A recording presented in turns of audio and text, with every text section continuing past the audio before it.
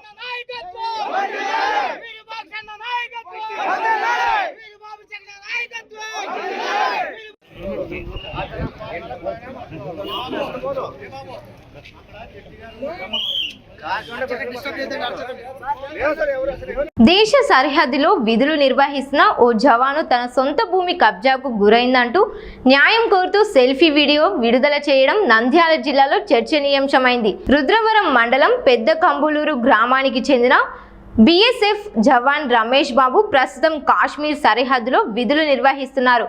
తనకు స్వగ్రామంలో పాత survey number 855లో 1.76 సెంట్ల భూమి ఉండగా బోనంపల్లికు చెందిన ఓ వ్యక్తి దానిని అక్రమంగా ఆక్రమించారని ఆరోపించారు.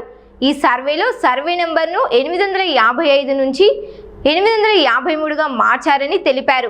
ఈ విషయమై తన తండ్రి 2 సార్లు పోలీస్ స్టేషన్లో ఎంఆర్ఓ, జిల్లా కలెక్టర్కు ఫిర్యాదు చేసినప్పటికీ ఎలాంటి చర్యలు తీసుకోలేదని ఆవేదన వ్యక్తం చేశారు. CM Chandrababu Naidu, deputy CM Pawan Kalyan జోక్యం చేసుకుని తనకు న్యాయం చేయాలని జవాన్ రమేష్ బాబు విజ్ఞప్తి చేశారు. జై సార్, నా పేరు కందూరి రమేష్ బాబు. మా తండ్రి గారి పేరు కందూరి పద్మనాభరావు గారు. మాది నంద్యాల జిల్లా రుద్రవరం మండలం పెద్ద కంబలూరు గ్రామము. నేను ప్రస్తుతము బార్డర్ సెక్యూరిటీ ఫోర్స్లో ఉన్నాను. మాది ప్రస్తుతం కాశ్మీర్లో డ్యూటీలో ఉన్నాను. నా సమస్య ఏమిటంటే మా ఊరిలో సర్వే నంబర్ 855, ఎల్పీ నంబర్ 1606లో నాకు ఎకరా 76 సెంట్లు భూమి ఉన్నది. మా భూమిని పక్క ఊరిలో ఉన్న గోండంపల్లికి చెందిన నల్లబోతుల పుల్లయ్య అనే వ్యక్తి ఆక్రమించుకున్నాడు. మేము ఈ సమస్య గురించి పోలీస్ స్టేషన్లో 2 సార్లు కంప్లైంట్ ఇచ్చాము. ఎంఆర్ఓ గారికి కంప్లైంట్ ఇచ్చాము, కలెక్టర్ గారికి అర్జీ ఇచ్చాము. అయినా మా సమస్యను ఇంతవరకు ఎవరే కానీ సమాధానం ఇవ్వలేదు. నేను కాశ్మీర్లో ఉండి బార్డర్ డ్యూటీలో ప్రాణాలకు తెగించి డ్యూటీ చేస్తున్నాము. మాకు ఉన్న భూమిని ఎవరు కానీ రక్షణ చేయడం లేదు. దీనికి సంబంధించి ముఖ్యమంత్రి చంద్రబాబు నాయుడు గారు, ఉప ముఖ్యమంత్రి పవన్ కళ్యాణ్ గారు చొరవ చేసుకొని మాకు మా భూమిని ఇప్పించవలసిందిగా కోరుచున్నాము. పవిత్ర బ్రహ్మంగారి మఠం వివాదం మరోసారి తెరపైకి వచ్చింది. కడప ప్రెస్ క్లబ్ లో బాధితురాలు మారుతి లక్ష్మీదేవి విలేకరుల సమావేశం నిర్వహించి తాత్కాలిక మఠాధిపతి వెంకటాద్రి స్వామితో పాటు మరికొందరిపై పలు ఆరోపణలు చేశారు. పోలీసులకు ఫిర్యాదు చేసినా ఎఫ్ఐఆర్ నమోదు కాలేదని, తనకు వేధింపులు బెదిరింపులు కొనసాగుతున్నాయని ఆవేదన వ్యక్తం చేశారు. ఈ వ్యవహారంపై సమగ్ర దర్యాప్తు చేసి బాధ్యులపై చర్యలు తీసుకోవాలని ప్రభుత్వాన్ని కోరారు. బ్రహ్మంగారి మఠంను సానికొంపాని తాత్కాలిక మఠాధిపతిగా అక్రమంగా నియామకమైన మఠం ఆచార వ్యవహారాలలో కనీస జ్ఞానం లేని అశ్లీల అర్ధనగ్న నటీమణులు, ఫేస్బుక్ పేజీలు మరియు అశ్లీల వీడియోలు, డేటింగ్ పేజీలు ఫాలో అయ్యే వెంకటాద్రి స్వామి లాంటి వారు అవడం, చక్కని సంస్కారంతో వేదాంతం చదివిన పూర్వ మఠాధిపతిచే తదుపరి మఠాధిపతిగా నియామకం కాబడిన గోవింద స్వామిని అత్యంత అమానవీయంగా మెంటల్ నా కొడుక, నీకు చదువు రాదురా, నీ మీద పోలీస్ కేసు పెట్టి నీకు జీవితం లేకుండా చేస్తానని భారీ స్థాయిలో యుక్తాయుక్త విచక్షణ మరిచి బెదిరింపులు గురి చేయడంతో స్థానిక పోలీస్ స్టేషన్లో చట్ట ప్రకారం తగు చర్యలు తీసుకోమని వెంకటాద్రి స్వామి మీద కేసు పెట్టడం జరిగింది. ఈ అమానవీయ సంఘటన మీద కేసు పెట్టగా ఇప్పటికీ ఎఫ్ఐఆర్ రాయలేదు. ఇలాంటి నీచపు వ్యవహారాలన్నీ మేనేజర్గా డిస్మిస్ అయిన పిపిఎన్ ప్రసాద్ ప్రోద్బలంతో వెంకటాద్రి స్వామి వారు చేస్తున్నారు. ఈ తాత్కాలిక మఠాధిపతిగా వెంకటాద్రి స్వామి నియామకమైన తర్వాత మఠంలో బ్రహ్మంగారి వారసుల మీద, ముఖ్యంగా స్త్రీల మీద మరియు పిల్లల మీద తీవ్రమైన అరాచకాలు జరుగుతున్నాయి. వీటన్నిటికీ సూత్రధారుడు మేనేజర్గా డిస్మిస్ అయిన పిపిఎన్ ప్రసాద్. మఠంకు ఏ సంబంధం లేని పిపిఎన్ ప్రసాద్ మఠం ఖాళీ చేసి నేను మా పుట్టింటికి వెళ్ళిపోవాలని సోషల్ మీడియా వేదికగా చేసుకొని వీడియోలతో తీవ్రమైన బెదిరింపులు చేశాడు. గతంలో కూడా నీకు పిల్లలున్నారు జాగ్రత్త అత్త అని, యాక్సిడెంట్లు అవుతాయి, చచ్చిపోతారని బెదిరింపులు చాలా చేసున్నారు. ఆడియోల్లో భక్తులు శిష్యులు కూడా విన్నారు. హిందూ మతంలో భర్త చనిపోయిన స్త్రీ పుట్టింటికి వెళ్ళాలని పిపిఎన్ ప్రసాద్ చెప్పే ఆచారం హిందూ మత సంస్థలలో ఎక్కడా లేదు. అలానే సతీ సహగమనం చేయాలనే ఆచారం కూడా మతంలోనూ లేదు. పవిత్ర శ్రీరామనవమి రోజున మఠంకు ఏ సంబంధం లేని పిపిఎన్ ప్రసాద్, ఆయన మనుషులు మరియు తాత్కాలిక మఠాధిపతి వెంకటాద్రి స్వామి దత్తాత్రేయులు నేను ఉంటున్న ఒక రూమ్లో తాళాలు బద్దలు కొట్టి నా సామాన్లు ఎక్కడికో తరలించారు. నేను పడుకునే రూమ్లో పాములు కూడా చనిపోయేంత అత్యంత విషపూరితమైన మందులు కొట్టి నన్ను ఇబ్బంది పెట్టాలనే భావంతో నేను నా పిల్లలతో ఆ రోజు నుంచి పంచలో పడుకుంటున్నాను. దీని మీద స్థానిక పోలీస్ స్టేషన్లో కూడా కేసు పెట్టాను. వెంకటాద్రి స్వామి వారు పేరు తప్పించి మిగతా వారి మీద కేసు పెట్టారు. అతని పేరు ఎందుకు తప్పించారో కూడా కారణం తెలియదు. ఏప్రిల్ మొదటి వారంలో నేను పడుకునే రూమ్ ఫ్లోరింగ్ కూడా బలవంతంగా తవ్వివేయడంతో అప్పటి నుంచి ఇప్పటి వరకు నేను వరండాలో పడుకుంటున్నాను. మఠం హిందూ మతంలో సంస్కార కేంద్రంగా ఉండాలి, కానీ ఇలా అమానవీయ అరాచక రాక్షస పనులకు వేదిక కారాదు. ఇలాంటి నీచ ప్రవర్తన వెంకటాద్రి స్వామిలో చిన్నప్పుడే గమనించిన వారి సొంత తల్లిదండ్రులు వారికి వివాహం కూడా చేయలేదు. పూర్వ మఠాధిపతి గారు వీరికి హిందూ మతంలోనూ వేదాంత శాస్త్రంలోనూ కనీసం ప్రాథమిక జ్ఞానం లేక మఠం ఆచార వ్యవహారాల్లో లేరని, మఠాధిపతిగా అతనికి ఏమాత్రం అర్హత లేదని, మంచి సంస్కారంతో పెరుగుతూ నా వద్ద శిక్షణ పొందుతున్న గోవింద స్వామి మఠాధిపతిగా నియామకం చేశానని మఠం లాయర్ ద్వారా వీలునామా రాశారు. మఠంలో వెంకటాద్రి స్వామిని తాత్కాలిక మఠాధిపతిగా ధార్మిక పరిషత్ మఠం యొక్క పాలన సజావుగా జరగటానికి మాత్రమే నియామకం చేసింది. కానీ ఫ్యాక్షన్ రాజకీయాల వలె మఠం సానికొంపని మఠంలోని స్త్రీలపై అసభ్య ప్రచారాలు చేయడానికి, పిల్లల మీద తప్పుడు కేసులు పెట్టి జీవితాలు లేకుండా చేస్తానని బెదిరింపులు చేయడానికి కాదని, ఇలాంటి అమానవీయ రాక్షస ప్రవర్తన చేస్తున్న వెంకటాద్రి స్వామి మరియు పిపిఎన్ ప్రసాద్ దత్తాత్రేయుల మీద చట్ట ప్రకారం చర్యలు తీసుకోవాలని గౌరవ ఎమ్మెల్యే గారికి, దేవాదాయ మంత్రి గారికి, ముఖ్యమంత్రి గారికి, ఉప ముఖ్యమంత్రి గారికి, మంత్రి శ్రీ లోకేష్ గారికి సవినీయంగా విన్నవిస్తున్నాను. లేదండి, చేయలేదు. అట్లే ఉంచారు, అంటే మా మీద కక్షతో. కోర్టులో ఉన్నాయండి సమస్యలు, ఇంకా ఏమి తెగలేదు, ఇంకా కోర్టులోనే జరుగుతుంది. అంటే మామూలుగా చెప్పడం అయితే మాట ఏమి ఇవ్వలేదు. మేము చెప్పామండి. ఇప్పుడు కోర్టులో ఉన్నాయి కదా, ఇంకా జరుగుతూనే ఉన్నాయి కదా ఇవి. చెప్పినప్పుడు అంటే కోర్టులో ఉన్నాయి కదండి ఇంకా ఇవి. ఇంకా ఏది సరిగా ఆయనకి ఇప్పుడు ఇచ్చింది తాత్కాలికంగా ఇచ్చారు. అది కోర్టులో తెగినప్పుడు ఏది వస్తుందో చూసుకొని మేము దానికి మళ్ళా ద్వారా మేము చేస్తాం. అదేనండి, ఇప్పుడు ఆయనకి ఇచ్చింది తాత్కాలికంగా ఇచ్చారు. కోర్టు ఏమి ఆయన క్లియర్గా ఏం చెప్పలేదు. ఇది కింది కోర్టు నుంచి వచ్చేంత వరకే ఆయన తాత్కాలికమే. కరెక్టే అండి. ఇప్పుడు ఆయన అది ఇచ్చింది తాత్కాలికమే కాబట్టి మేము ఏం చెప్పాలి. ఇప్పుడు మా బాబుకి రాసిన వీలునామా ఉంది కదా. ఇప్పుడు మైనర్ పిల్లలు ఉన్నారు నాకు. నేను తల్లి లాంటి దాన్ని. నేను కూడా ఇప్పుడు నేను సడన్గా వెళ్ళిపోమంటే ఎట్లా వెళ్ళిపోతామండి? అవతల నాకు మైనర్ పిల్లలు ఉన్నారు కదా. దాంట్లో ఉంది కదా, మైనర్ పిల్లలు ఉన్నప్పుడు ఉండాలి, తప్ప అది ఖచ్చితంగా ఉండాలి. అది ఒక తల్లిగా ఉండాలి నేను కూడా. గౌరవ హైకోర్టు డివిజన్ బెంచ్ ఇచ్చినటువంటి జడ్జిమెంట్లో మీరు 17వ పారాగ్రాఫ్ చూస్తే వెరీ క్లియర్గా దాంట్లో ఇవ్వడం జరిగింది. కేవలము పూర్తి స్థాయి మఠాధిపతి ఎవరు అనే దాని మీద వివాదము నడుస్తున్నది కావున గవర్నమెంట్ పాలనలో మఠాన్ని ఉంచడానికి లేదు కావున అందువలన ఆ వివాదం తెగే అంతవరకు మఠము యొక్క పాలనా వ్యవహారాల కోసము మాత్రమే ఒక మఠాధిపతి నియామకం చేయమని చెప్పింది. మఠము యొక్క పాలనా వ్యవహారాలకు మాత్రమే, అంతవరకే. కానీ ఇంకా మిగతా ఏ విషయాలు కూడా హైకోర్టు ప్రస్తావన చేయలేదు. అంటే పూర్తి స్థాయి మఠాధిపతి రావడానికి కొంత సమయం పడుతున్నది కావున అని చెప్పడం జరిగింది. ఆ పద్ధతి ప్రకారమే ఆవిడ్ని ఖాళీ చేయమని చెప్పినప్పుడు అందువల్లనే వాళ్ళకి ఆ విషయాలన్నీ క్లియర్గా తెలుసు కాబట్టే ఆవిడ్ని ఖాళీ చేయడానికి ఒక నోటీస్ కూడా ఇవ్వకుండా సామాన్లు బద్దలు కొట్టి బయటపడేయడము, చిన్నపిల్లలు ఉన్నారు నీకు జాగ్రత్త అని బెదిరింపులు చేయడం, ఇట్లాంటివన్నీ కూడా బెదిరింపులు జరుగుతూ ఉన్నాయి. అలానే నిన్న ధార్మిక పరిషత్తు ఇతను వాళ్ళ ఇష్టం వచ్చినటువంటి రీతిలో ఆవిడ మీద అసలు ఏ విధమైనటువంటి పాత్ర లేనటువంటి పిపిఎన్ ప్రసాద్ మఠాధిపతి సమక్షంలో ఆవిడ రూమ్ ఉంటున్నటువంటి రూమ్ తాళాలు బద్దలు కొట్టడానికి ఎలా అవకాశం ఉంది?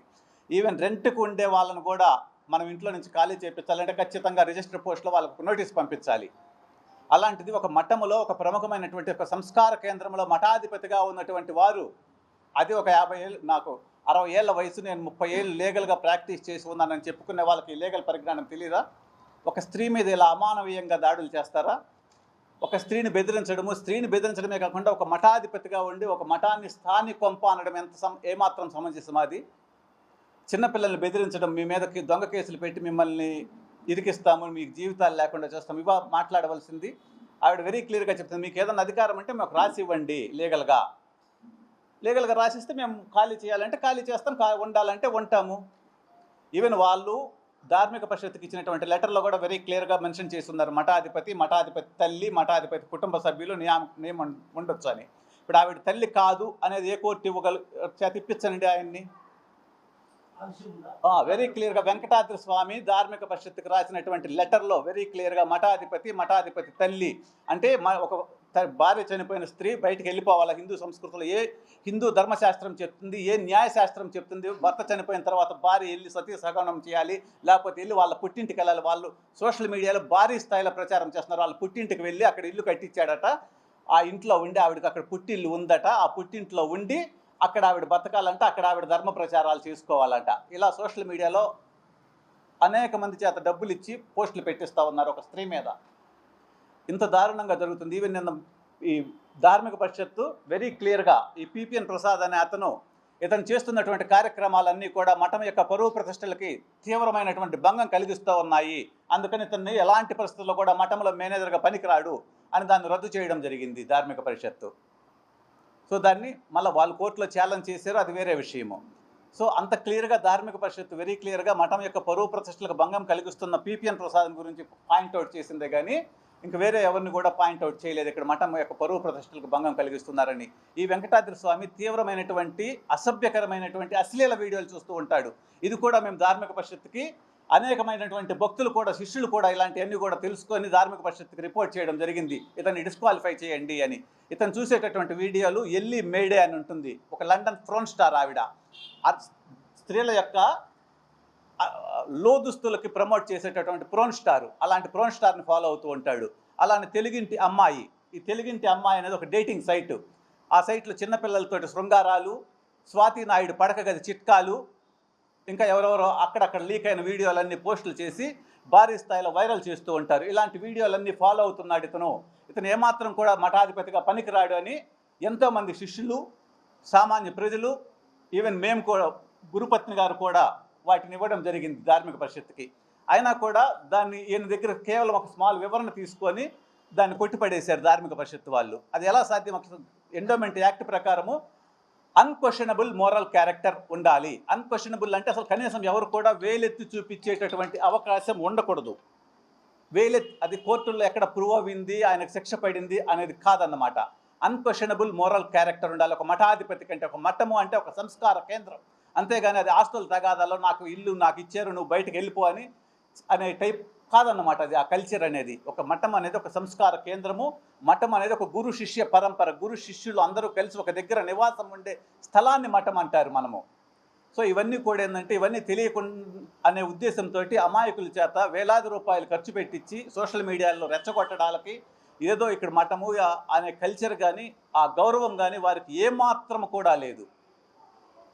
అస్సాంలోని గౌహతి ఐఐటిలో 2వ సంవత్సరం చదువుతున్న సాయి చైతన్య మృతదేహం సోమవారం కడప జిల్లా పెద్దముడియం మండలం ఎన్ కోటాలపల్లె గ్రామానికి చేరుకోవడంతో గ్రామంలో విషాద ఛాయలు అలుముకున్నాయి. బ్రహ్మపుత్ర నదిని సందర్శించే క్రమంలో వరద ప్రవాహంతో కొట్టుకుపోయిన ఆమె మృతదేహాన్ని గాలింపు అనంతరం గుర్తించిన అస్సాం అధికారులు పోస్టుమార్టం చేసి కుటుంబ సభ్యులకు అప్పగించారు. స్వగ్రామానికి మృతదేహం చేరుకోగానే గ్రామస్తులు, బంధువులు, అధికారులు పెద్ద సంఖ్యలో తరలివచ్చి తుది నివాళులు అర్పించారు. సాయి చైతన్య తండ్రి సాయినాథ్ రెడ్డి జమ్మలమడుగు మండల తహసీల్దార్గా విధులు నిర్వహిస్తున్నారు. యువ విద్యార్థిని అకాల మరణం స్థానికంగా తీవ్ర విషాదాన్ని నింపింది.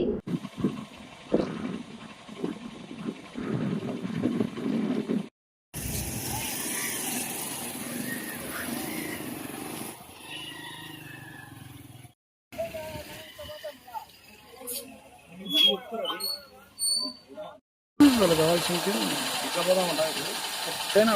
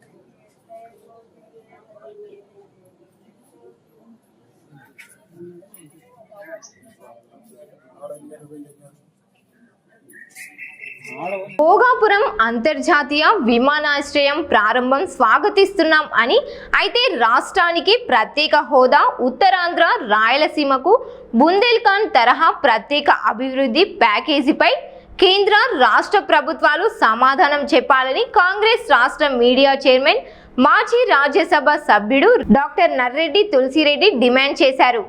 నిన్నటి రోజు విజయనగరం జిల్లా భోగాపురం వద్ద అంతర్జాతీయ విమానాశ్రయాన్ని ప్రధానమంత్రి గారు, ముఖ్యమంత్రి గారు, మిగతా మంత్రులు ప్రారంభించడం ఇది హర్షణీయం. కానీ అదే సమయంలో అక్కడ జరిగిన తంతు చూస్తే ఆ ఆడంబరం ఏమిటి, ఆ అట్టహాసం ఏమిటి, ఆ అతిశయోక్తులు ఏమిటి, ఆ దుబారా ఏమిటి, ఇదంతా చాలా ఎబ్బెట్టుగా అనిపించింది. మొత్తము భోగాపురం అంతర్జాతీయ విమానాశ్రయంతోనే ఉత్తరాంధ్ర రూపురేఖలు మారిపోతాయని చెప్పేసి పిక్చర్ ఇచ్చారు.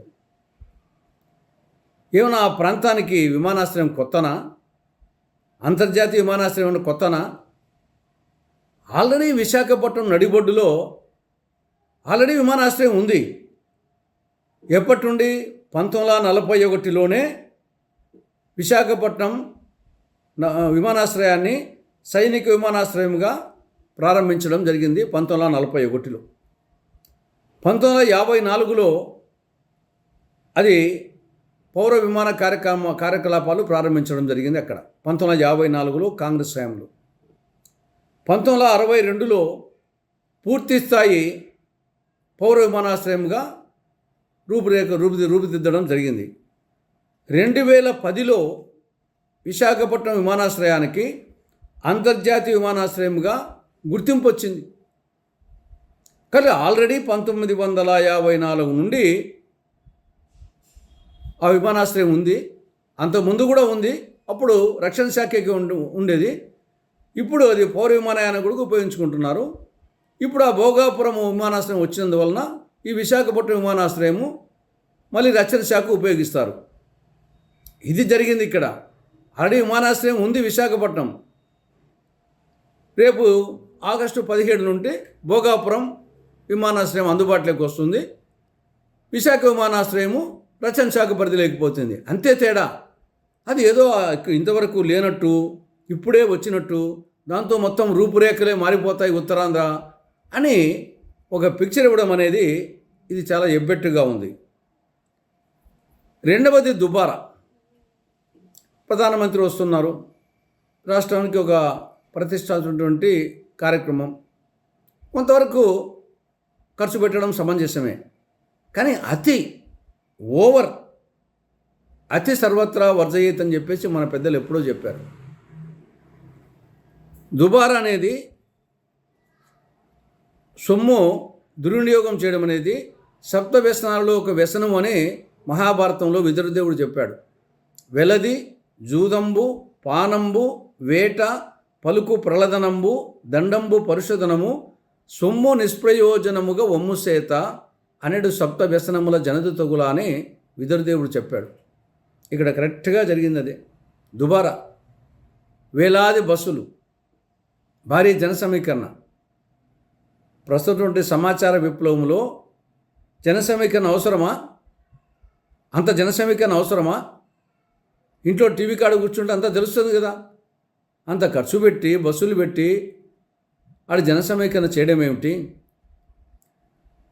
దింసా నృత్యం మంచిదే, అది గిరిజన సాంప్రదాయం ప్రకారంగా కానీ కొద్దిమందితో చేయొచ్చు.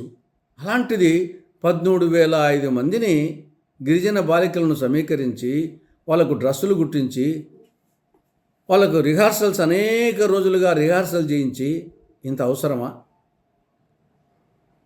కాబట్టి ప్రతిదీ అతి. ఇక పొగడ్తలు. ప్రధానమంత్రికి గౌరవం ఇవ్వాలి. ఒక మాట పొగిడితే మంచిదేమని రాష్ట్రానికి వచ్చాడు కాదు. కానీ ఇక్కడ ఓవర్. అటు ముఖ్యమంత్రి, ఇటు ఉప ముఖ్యమంత్రి, ఇటు విద్యాశాఖ మంత్రి పోటీలు పడి నరేంద్ర మోడీని పొగిడారు. అతి సర్వత్రా వర్జయేత్ అనే ఆర్యోక్తి జ్ఞాపకానికి వస్తూ ఉంది. పోనీ ఇంత చేసి రాష్ట్రానికి సంజీవని ఇలాంటి ప్రత్యేక హోదా సాధించారంటే అది లేదు. ఇది రాష్ట్రానికి సంజీవని, ఇది హక్కు. 12 ఏళ్ళైంది, ఇప్పటి వరకు అమలు కాలేదు. కాంగ్రెస్ అధికారంలో వచ్చింటే ఎప్పుడో అయిండేది. అదేవిధంగా స్పెషల్ డెవలప్మెంట్ ప్యాకేజ్ విభజన చట్టంలో సెక్షన్ 46 సబ్సెక్షన్ 3 కింద కేంద్ర ప్రభుత్వము అటు ఉత్తరాంధ్రకు ఇటు రాయలసీమకు బుందేల్ఖండ్ తరహా లేదా ఒరిస్సాలోని కేబీకే తరహా, కోరాపుట్, బోలంగీర్, కలహండి ఆ తరహా స్పెషల్ డెవలప్మెంట్ ప్యాకేజీ నిధులు కేంద్రము రాష్ట్రానికి ఇవ్వలేదు. మరి దాని గురించి పల్లెత్తు మాట మాట్లాడడం లేదు. చంద్రబాబు నాయుడు కానీ పవన్ కళ్యాణ్ కానీ మోడీ గురించి ఆ విషయాన్ని మోడీ ప్రస్తావించడం లేదు.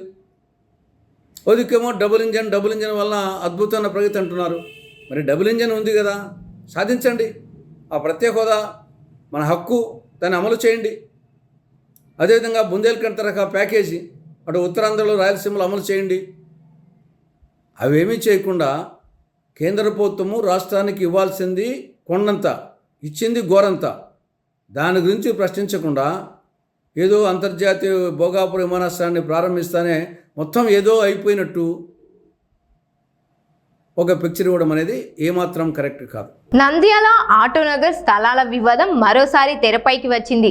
ఆటోనగర్ అధ్యక్షుడు జాకీర్పై బాధితులు తీవ్ర ఆరోపణలు చేస్తూ పోలీస్ స్టేషన్ల ఎదుట ఆందోళనకు దిగారు. బాధితుల కథనం ప్రకారం తాము డబ్బులు చెల్లించి కొనుగోలు చేసిన ఫ్లాట్ను సంవత్సరాలు గడిచినా చూపించలేదని, ఈ విషయమై పలుమార్లు ప్రశ్నించినా నిస్సార్కు న్యాయం జరగలేదని ఆయన సోదరుడు ఆరోపించారు.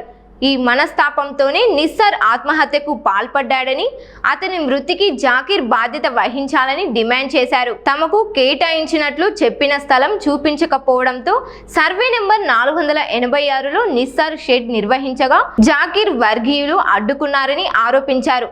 అనంతరం నిస్సార్ బంధువులు నంద్యాల 3 టౌన్ పోలీస్ స్టేషన్ వద్ద ఆందోళన చేపట్టారు. ఘటన తాలూకా పోలీస్ స్టేషన్ పరిధిలోకి వస్తుందని పోలీసులు సూచించడంతో అక్కడికి వెళ్లి ఫిర్యాదు చేసి నిరసన వ్యక్తం చేశారు. నిస్సార్ మృతికి కారణమైన వారిపై సమగ్ర విచారణ జరిపి బాధ్యులపై చట్టపరమైన చర్యలు తీసుకోవాలని కుటుంబ సభ్యులు పోలీసులను కోరారు. నా పేరు హరుణ్ సార్, మా తమ్ముడి పేరు నిసారు. మా తమ్ముడు గ్యాస్ వెల్డింగ్ పని చేసుకుంటాడు సార్. మాకు సంబంధించి ఆటోనగర్లో మా నాన్న వాళ్ళ కాలంలోనే స్థలం కేటాయించారు గవర్నమెంట్ వాళ్ళు. ఆ స్థలం మా స్థలం, మాకు డిపోలో వచ్చిన స్థలం సార్. మా స్థలం మాకు చూపించడానికే అక్కడ ఉన్న ఇన్ఛార్జి అతని పేరు జాకీర్. అతను మా తమ్ముడికి గత 4 సంవత్సరాల నుంచి సతాయిచ్చి ఈరోజు చివరికి మా తమ్ముడు ఆ బాధ తట్టుకోలేక గుండెపోటుతో చనిపోయాడు సార్. నిన్న 4:30 సమయంలో అతను తిరిగిన రోజు లేదు సార్. సరే రేపు రాపు అంటే రేపు పోతాడు, ఏదో పని చేసుకుంటారు. పనికి పోతేనే ఏదో 200-300 వస్తాయి. ఆ పని కూడా పోకుండా ఆటోనగర్కి వెళ్ళడం రావడం వీనికి దిగులు ఎక్కువైపోయి, వీనికి చిన్న వయసు సార్, 32 సంవత్సరాలు కేవలం. 2 ఆడపిల్లలు, నెల కూతురు కూడా ఉంది సార్. ఇప్పుడు నా తమ్ముడు చనిపోయాడు. దానికి పరిష్కారం ఎవరు సార్? ఇప్పుడు అతను చనిపోవడానికి కారణం దేనికి సార్? స్థలం గురించే కదా. మా స్థలం మాకు ఇవ్వడానికి అతను ఆటోనగర్ జాకీరు అంటే ప్రెసిడెంట్ అంట అతను మా స్థలం మాకు ఇవ్వడానికి ఎందుకు సార్ ఇంత అబ్జెక్షన్? ఇంకా చాలా మంది స్థలాలు ఉన్నాయి సార్ ఆడ, కానీ ఎవరు కూడా క్లియర్ కావడంలో, ఎందుకు కావడంలో అర్థం కాలే. మా స్థలం మాకు రావడానికి ఎందుకు వాళ్ళు మెజర్మెంట్ చూపించడం లేదు, మాకు అర్థమే కావట్లేదు. ఇప్పుడు మా తమ్ముడు చనిపోయాడు సార్, వానికి న్యాయం జరగాల. 2 చిన్న పిల్లలు ఉన్నారు. మాది ఆటోనగర్లో 380 site number sir, 468 survey number. మాది మెజర్మెంట్ కరెక్ట్ చూపించి ఇస్తే మేము ఏదో ఒకటి వేసుకొని దాంట్లో వర్క్ షెడ్లు వేసుకొని ఏదో ఒకటి చేసుకోవాలని మేము అనుకుంటున్నాం. 4 సంవత్సరాలు సార్, 1-2-4 సంవత్సరాల నుంచి మా స్థలం మాకు రిజిస్ట్రేషన్ ఉన్నా కూడా ఆ స్థలం మాదే కాదా అన్నట్టు ఉంది సార్. అందరివి కూడా ఇది దగ్గర ఒక 4 సంవత్సరాలు జరుగుతుంది సార్. యూనియన్ వాళ్ళు మొత్తం కూడా వచ్చినారు, వాళ్ళది కూడా అదే సమస్య. ఇప్పుడు నా తమ్మునికి న్యాయం జరగాలి సార్. వానికి పిల్లలు ఉన్నారు, దానికి సంబంధించి కారణం ఎవరో క్లియర్ గా అర్థమైంటుంది మీకు. అక్కడ ఉన్న యూనియన్ కమిటీ, పాత కమిటీ ఎవరో వాళ్ళే బాధ్యులు. కొత్త కమిటీకి ఆగుతున్నారు, వాళ్ళకి అప్పగియడంలే. నేను ఉన్నాగా మీరు ఎంత స్థలాలు వేసుకుంటారు, మీరు ఎట్లా నిర్మించుకుంటారు, మేము వచ్చి చూపిస్తేనే మీరు వేసుకోవాలని చెప్పి సతాయిస్తున్నారు సార్. ఇప్పుడు మా తమ్ముడు చనిపోయాడు సార్, చిన్న వయసు, 2 పిల్లలు. నేను మాట్లాడలేను సార్, ఇంతకు మించి ఏం మాట్లాడలేను. వాని గురించి ఏదో ఒక న్యాయం చేయాలి సార్. 5 సెంట్లకు డబ్బులు కట్టినాం సార్.